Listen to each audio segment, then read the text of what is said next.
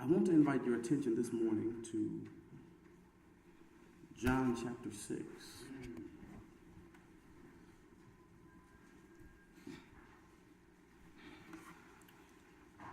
I wasn't going to preach this sermon because I was going to preach my stick. Your stick is a really good sermon that you take it to any house and it'll ride. Say amen. I wanted to preach that this morning, but I'm going to preach something different. John chapter 6.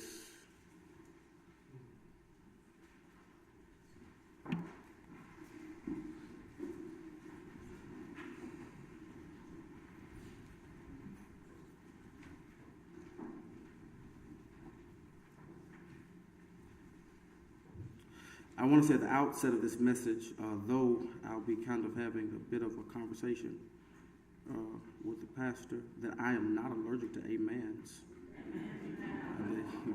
I'm not allergic to them. It actually helped me over a little bit more.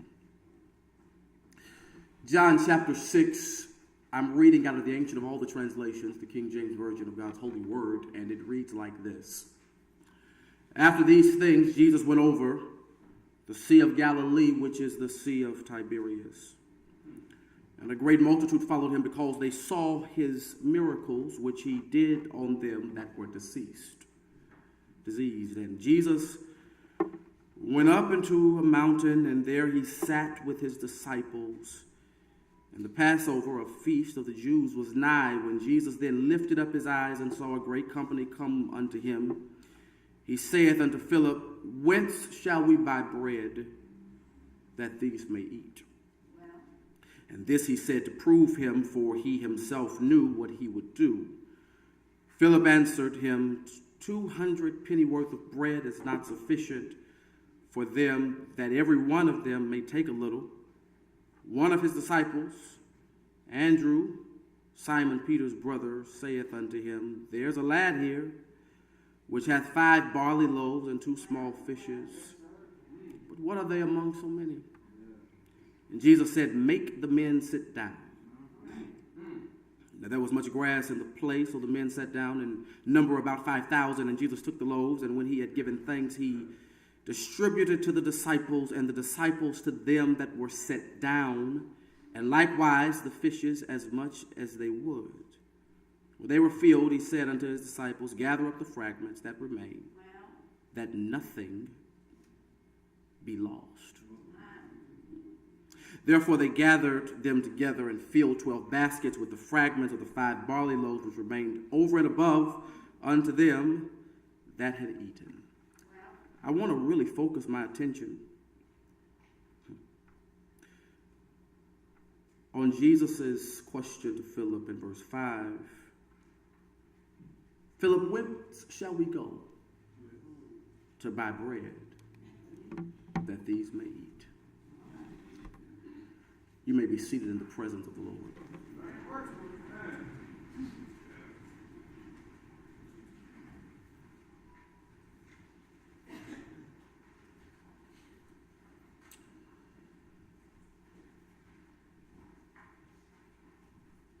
The 12 men that Jesus chose to follow him, we know them as the disciples, were by all accounts, by all gospel accounts, a very colorful cast of characters that would span the gamut of any human personality chart. Who could forget Peter? That impetuous, knife-wielding, cussing disciple. Yet, although he had a penchant for 4-letter words, and even when the going got real tough, could possibly desert the entire situation, Jesus chose him. There was Thomas, that intellectually curious disciple who was so intrigued by the life of the mind and so dedicated to the pursuit of empirical proof that he would not even embrace the reality of the resurrection until he had thrust his hand into the very place where Jesus had been nailed. Yet, though he had a reputation that leaned toward pessimism and doubt, even though he lived in such a way to deserve the moniker Doubting Thomas, Jesus still chose him. There was Judas, that omnicompetent accountant who never could quite totally give himself over to the demands of the kingdom. It was he who would eventually betray Jesus. But Judas was Jesus' choice. There was the sons of Zebedee. They were ambitious. They were overly competent, always jockeying for the limelight and for power, always seeking to get a foot up, a head above everybody else. They always wanted the spotlight, always wanted attention, always wanted their names to be called. Yet Jesus called them.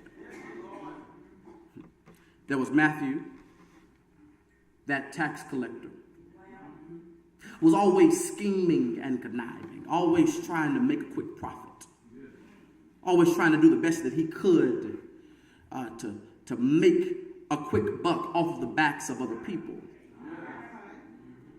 Yet even motivated by money, he was still Jesus' choice. I'm intrigued, church. I'm fascinated by the types of people that Jesus would use to build his kingdom. After all, he does not choose the best and the brightest. He does not choose those who are most spiritually astute. He does not choose those who have the strongest and the sharpest business minds. But Jesus uses fickle people. He chooses people who have fainting fits. He chooses people who are sometimes up and are sometimes down. He chooses people who struggle with fatigue and who struggle with their own self-perception and with their own worthiness to be included in the kingdom of God. That's the fascinating thing about Jesus. He chooses the very people who other people would claim are unchoosable and unusable, and he includes them into his kingdom building possibilities. In fact, that's why most of us are here this very morning. It's because when other people said we were unchoosable and unusable, Jesus included us anyway. Now, I might just be talking about myself, but I have a sneaky suspicion that there are some more of us around this house today who can say the only reason why I'm here today is because when nobody else wanted me, when nobody else would include me, when nobody else called my name, I had a God who looked down low, saw where I was, and gave me purpose for living. And the truth, church, is if you ever see me shouting, it is because I realize that I ought to be nothing, but God knows how to make some things out of nothing. Can I say it's why you ought not ever get arrogant or walk around with a big head whenever you realize that God has used you to do anything. Because if God ever uses your life, understand that you ought to be grateful and thankful because it's all a grace gift. None of us are worthy to be included in what God is doing in the world. That's why you ought not walk around church like you Mr. and Mrs. Fabulous. That's why you ought not walk around church like you've never had any mucus run through your urethral glands or any gastrointestinal activity, because all of us got some stuff and none of us deserve to be used by God, but in his grace he places his hands on us, and our response ought to be thank you for touching my life. I'm sure that had to eventually be Brother Philip's testimony. Philip was not one of the marquee disciples. Nobody talks about Philip. Philip wasn't much to talk about. Philip we don't remember any compelling narratives about Philip. He wasn't one who wins the titles of sermons. He was mediocre at best. Yet I'm thankful for Philip, because Philip has much in common with those of us who try to serve God in ministry. That Philip, like many of us, thought that he had the capacity to fulfill his assignment in his own strength. And in order for Jesus to clarify for Philip that he was just on the team, but he wasn't the starring player, we get this miracle that the church loves, that we teach our children in Sunday school. We love this miracle, but this miracle is really not about fish and loaves. It's not about crowds. It's not even about the lesson that Jesus was teaching to the people, because Jesus was trying to get a lesson through to Philip. We love this story, don't we? We love this narrative about this little lad who gave to Jesus his 2-piece fish dinner, an extra side of bread. We love the fact that this little lad gave his lunch to Jesus, and Jesus took it and did something with it, because it reminds us that Jesus will take whatever you have, and whatever you have, when you put it in the hands of the master, he knows how to make much with it. He knows how to expand it. He knows how to make a miracle out of it. Then what you consider to be little, if you put it in Jesus' hands, he knows how to make it more than it ever was before. I don't know about you today, but there's been times in my life where all I had was little, but I took my little and I gave it to Jesus, and I tell you today, he's able to make a miracle out of it. We love this narrative about this lad who gave his lunch to Jesus, about this Jesus who was able to take the bread, break the bread, then give the bread. He took the bread, broke the bread, blessed the bread, used the bread, took the bread, blessed the bread, broke the bread, used the bread. Y'all don't get it. He took the bread, broke the bread, blessed the bread, then he used the bread. It's a reminder to us that blessings come after breaking. And so if you ever find yourself in a season of being broken, know that the blessing has to be somewhere down the road, because whenever you are in anticipation of a blessing from God, you got to go through some breaking, because God doesn't bless what he hasn't first broke. God will not use you powerfully until he has broken you deeply. We love this narrative. Then multiplied fish and the bread and distributed it to 5,000 men, plus their women and children. It's a beautiful miracle. But this miracle was about ministry. This miracle was not about crowds. It was about calling. I stumbled upon this nuance in the text as I read verse 2. And verse 2 said that the crowds were coming to Jesus because they heard what he was doing for the sick. Which stands to reason that the only reason why the crowd showed up in the first place was so that they could get healed. Yet Jesus was not concerned about their healing. He was concerned about feeding them. He wasn't concerned about making their desire for coming be assuaged. He looked at Philip and said, where can we buy bread that these may eat? But Jesus, they didn't come for you to feed them. They came for you to heal them.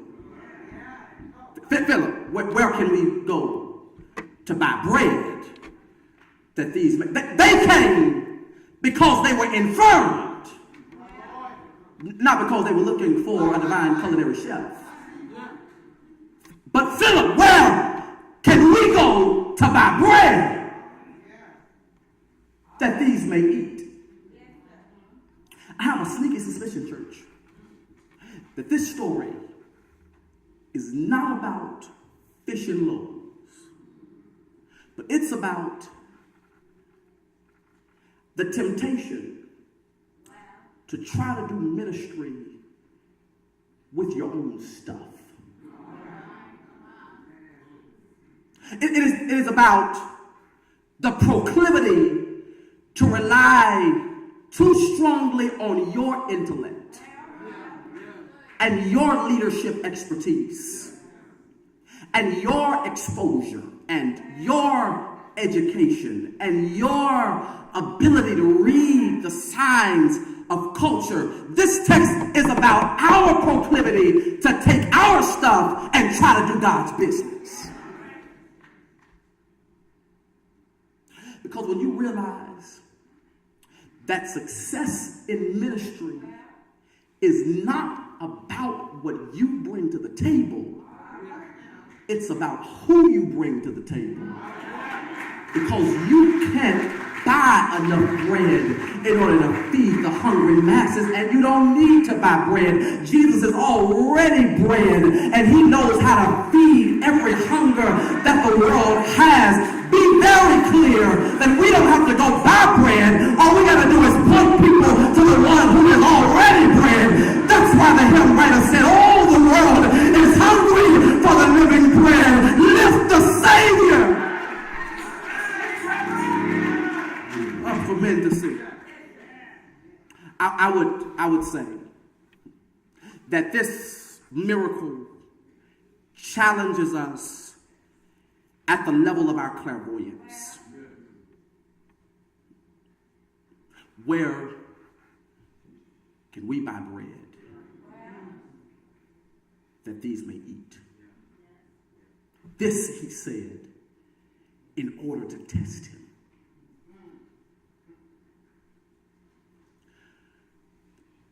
But the people came saying they wanted a healing. Yet Jesus noticed that they had a need that was not articulated. The reminder is that people fill our pews for a variety of different reasons. And you, in your own strength, will never be able to see fully the needs that are before you. The pastor is not a mind reader.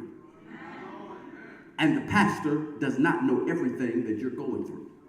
And neither does the pastor need to know everything that you're going through.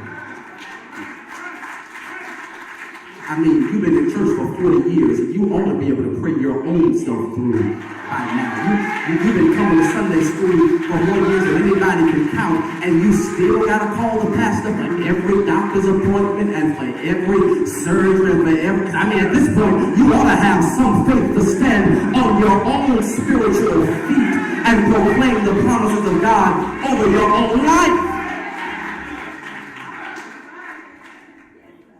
The challenge is that people come to our churches, and because we're unable to see everything that they're going through, yet you still have to give a word that will be a blessing to people as they navigate the vicissitudes of life.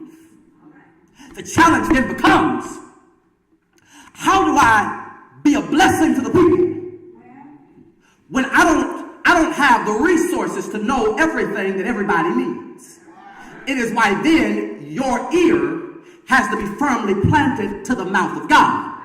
Because the only way you can feed God's people is if you get the menu from God, who knows what the people need, even when the people don't know what the people need.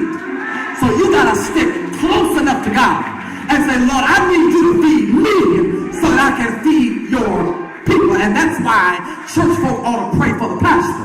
Because the pastor's word is a word that'll bless your life. That's why you ought to keep a bunch of hell and a bunch of gossip away from the pastor. You ought to be firefighters for the pastor. Don't dump all of the junk on the pastor, but tell folk, not my pastor, because I need my pastor to be clear for Sunday morning. I need my pastor to be strengthened for Sunday morning, because my life is blessed by the word that comes out of my pastor's mouth.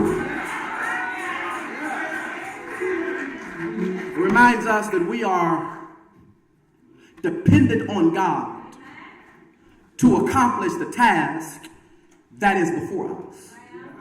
That this holy business is not ever fully accomplished in our own strength, and yet I do it all the time. I recognize God calling me to minister to my people, and I'm tempted to reach down into my bag of tricks and try to pull up leadership expertise, try to pull up counseling expertise, and realize that I come up short. And I come up short because I ought not be pulling out of my own bag. I ought to be pulling out of that well that never runs dry. It challenges us at the level of clairvoyance. But then this miracle challenges us at the level of our own conscientiousness.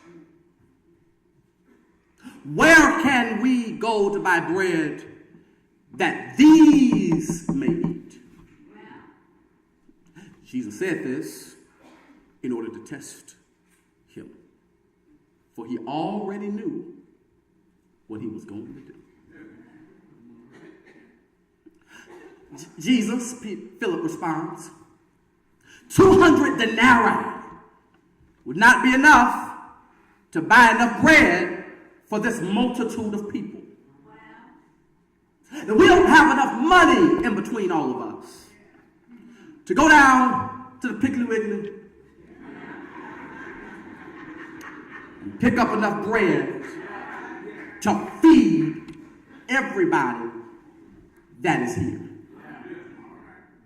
And the issue here, Reverend Andal, is that Philip underestimated his own need for bread. While he was concerned about other people eating, he forgot that he had to eat too. In fact, if the people were hungry, it stands to reason that Philip was hungry. And the only thing that made Philip a candidate for walking with Jesus and talking with Jesus and even helping to bring about this miracle with Jesus was Philip's own need for Jesus to feed him in ministry. It's tempting to forget that the same word you preach to your people week in, week out, you need that word too. That the same way you admonish your people to pray, you gotta pray too. And the same way that you tell your people, trust Jesus, he'll see you safely through. It's the same way that you need Jesus to hold your hand, to guide your feet, to work in the midnight hour, and to wipe your tears away. And somebody in this church ought to be able to testify that when you call the Lord, he's faithful to answer. Is there anybody that can testify that when you get down on your knees and ring up heaven, his line is never busy. He may not come when you want him, but he'll come right on time. All I'm trying to say is be sure that you trust the Jesus that you preach about. Because the same Jesus who can heal them, he'll heal your body.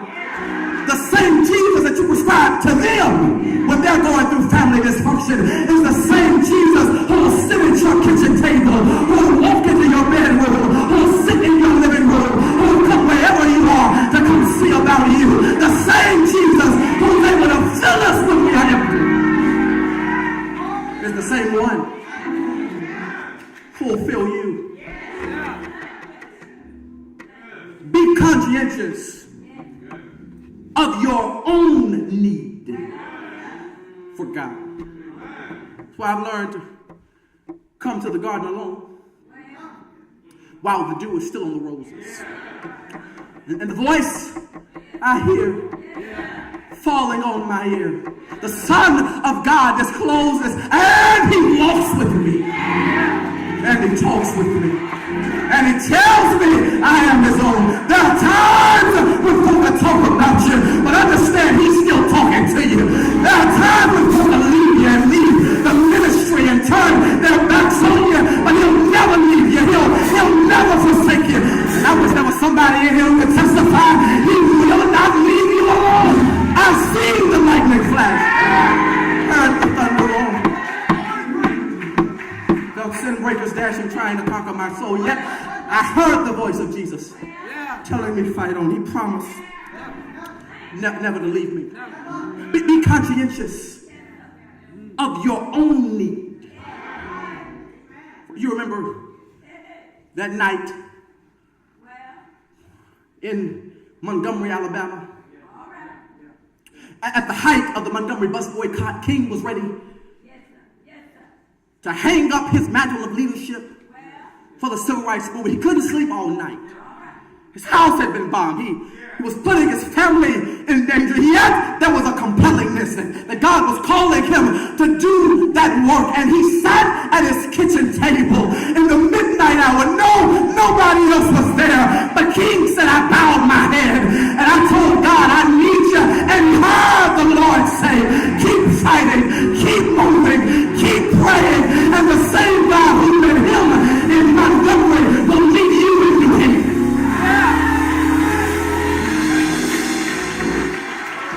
Be conscientious of your need for communion and conversation with the Savior. You can't preach about a God that you never talked to. You cannot pray on behalf of them if you don't first pray for yourself. This miracle meets us at the level of conscientiousness, meets us at the level of our own clairvoyance. But then it meets us at the place of our own commitment. Y'all just let me get this out. I just need to talk to my little brother. I know it's not, y'all preachers are hearing, it's not a, homiletically structured sermon. I didn't come to do all that today. It meets us at the place of commitment. Look at what Jesus says.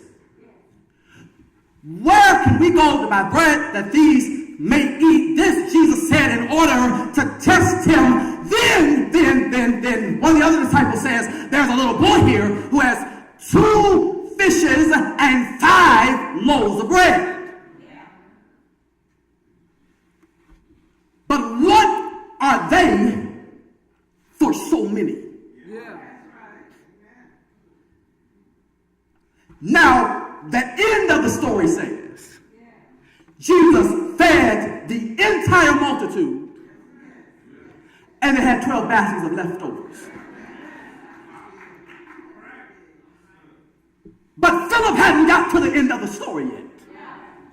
He was still in between his prayer request and his praise report. He was still in between misunderstanding and God's revelation. Where can we go to buy bread? We hadn't got to Jesus even taking the little boy's lunch.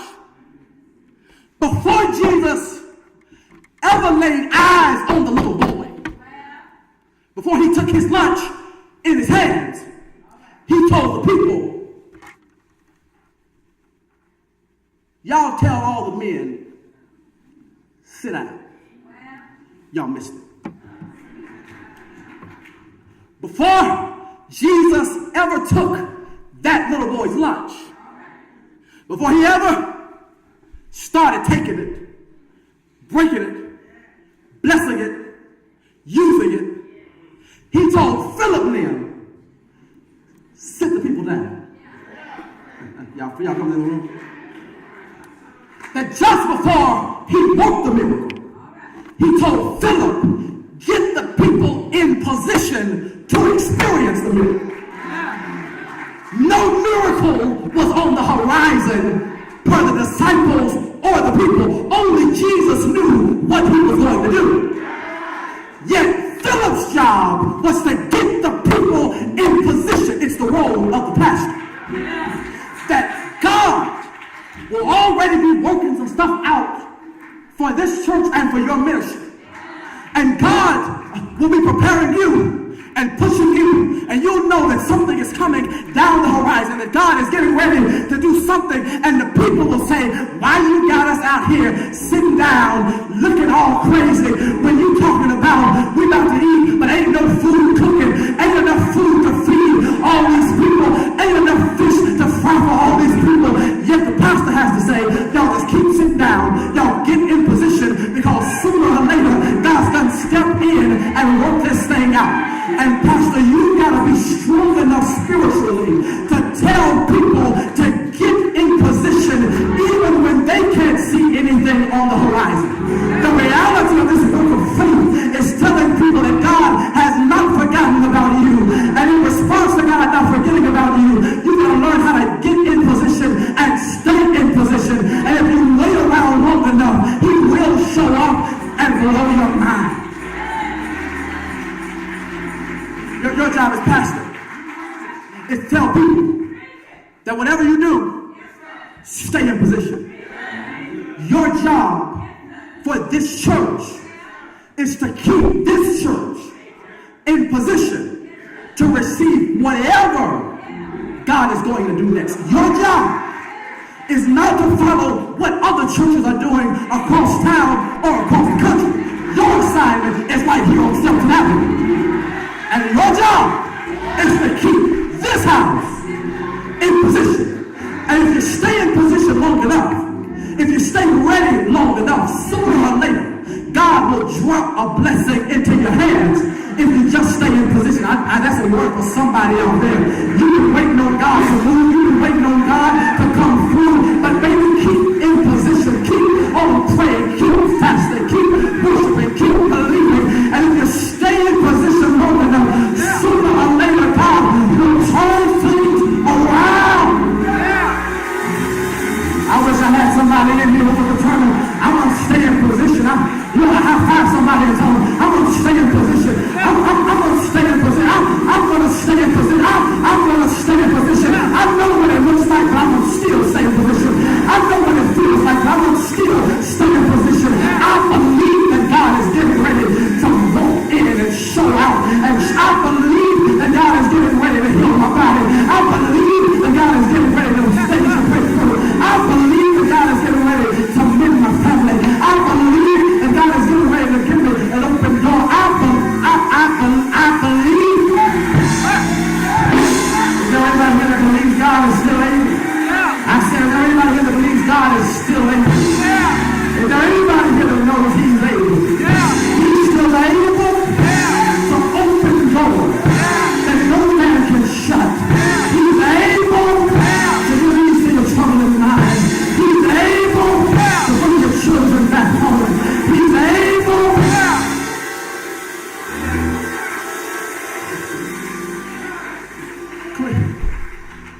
You got to tell people, stay in position. You got to tell this church, stay in position. It's like that old deacon who was talking that day to Cleo LaRue.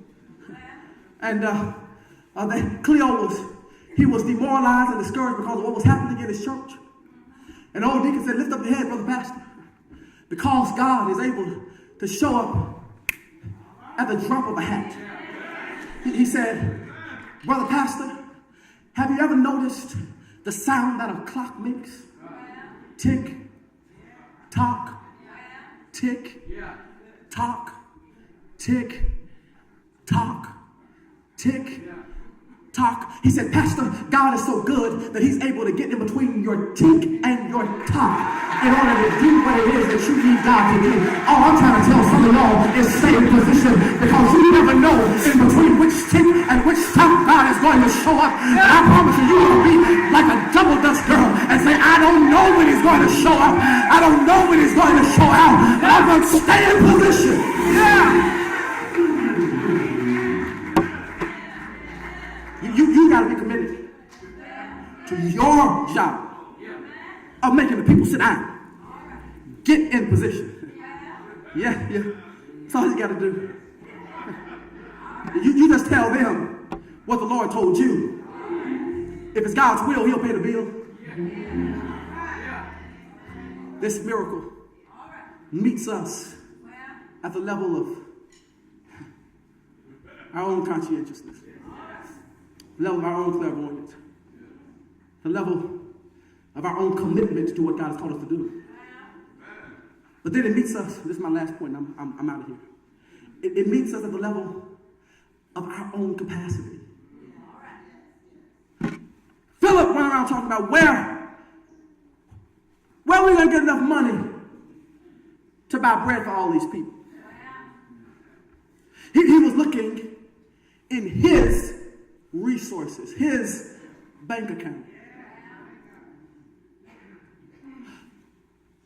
But here's the point. God does his best work not with something, but with nothing. I wish I had some help into that. See, you think God can really work with something because you done scrounged up your stuff and brought your little stuff to God and say, do something with that?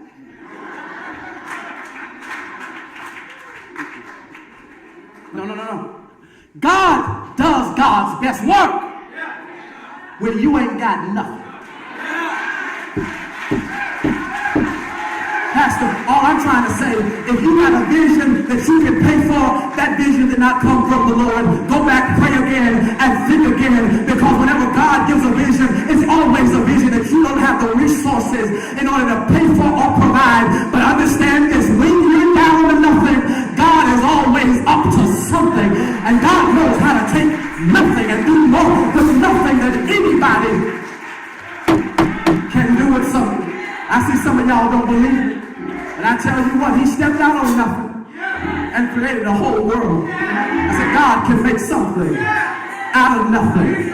God can take an empty room that has nothing in it, no capacity to ever bear life, but God can insert life in a nothing kind of room. If you don't believe me, you ought to ask Hannah, you ought to ask Sarah, and they'll tell you that God is able to make something out of nothing. God is able to go down into a valley of dry bones, no life anywhere in sight. But God showed up in a valley and he brought something out of nothing. And let's just be honest in here this morning, that some of our lives, God didn't have anything to work with, but God took our nothing and he made us something. God took our zero and took our zero and made 100. Is there anyone here that's thankful today that we serve God who is able to take your nothing and turn it into something? How many rivers that seem across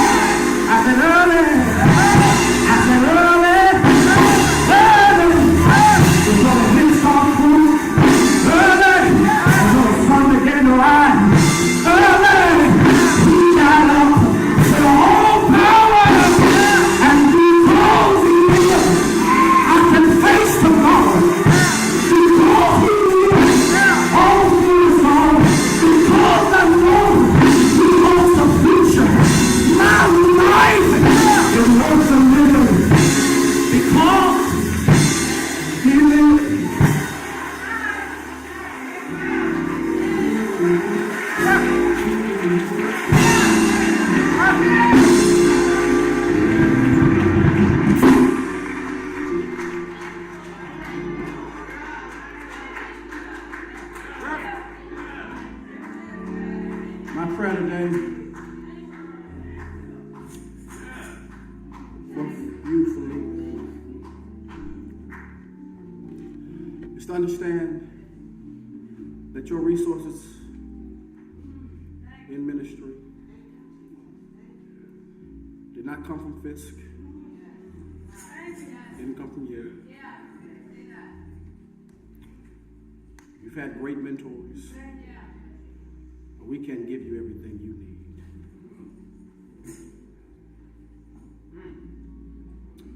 There's some stuff we can't see, and there are some things we don't know.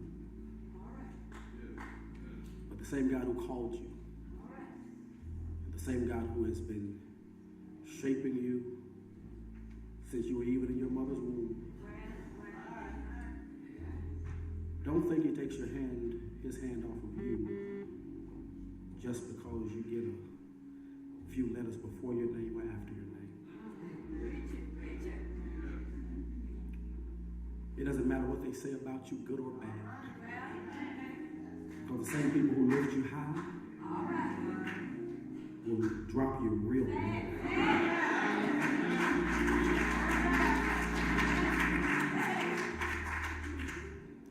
God knows who he called. Just like he knew he was calling Judas. Just like he knew he was calling Matthew. Just like he knew he was calling Peter. God knew that he called Philip. You walk in the fullness of what God has placed on the inside of you. And you leave the consequences up to him.